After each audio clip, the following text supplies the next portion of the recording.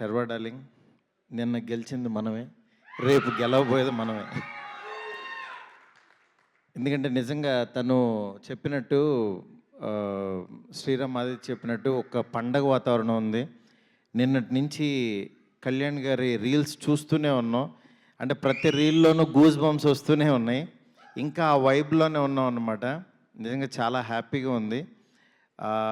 అంటే ఒక ఆంధ్రప్రదేశ్ కానీ రెండు రాష్ట్రాలు కానీ తెలియని ఒక పాజిటివ్ వైబ్లో చాలా ఒక రకమైన హెల్దీ అట్మాస్ఫియర్లో ఉన్నాం.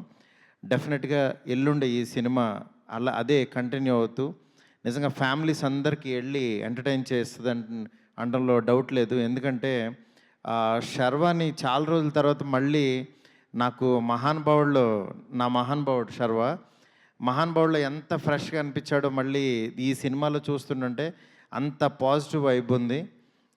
తనతో అంటున్నాను నిజంగా డ్రెస్సులు కానీ అది కానీ ఇంకా ఇంకా ఇంకా యంగ్ అయిపోతున్నాడు రోజు రోజుకి. ఏం డార్లింగ్ అసలు కాలేజ్ లవ్ స్టోరీస్ కదా, స్కూల్ లవ్ స్టోరీస్ తీయలేము నీతో. నిజంగా చాలా హ్యాపీగా ఉంది. ఇక్కడ ఈ సినిమాకి కృతి ప్రొడ్యూసర్గా రావడం, పూర్తి బాధ్యత తీసుకుని ఒక సినిమాని ఇంత బాగా ఆడియన్స్ ముందుకు తీసుకురావటం, ఆల్ ది బెస్ట్ కృతి. నిజంగా అలాంటి ఫాదర్ ఉండటం గ్రేట్ నాన్న. ఎందుకంటే ఆయన విశ్వప్రసాద్ గారు ఎంత హార్డ్ వర్క్ చేస్తారో అసలు, అంటే గ్రౌండ్కి వచ్చి వర్క్ చేస్తుంటారు. అట్లాంటి పర్సను, మంచి టీం అందరూ.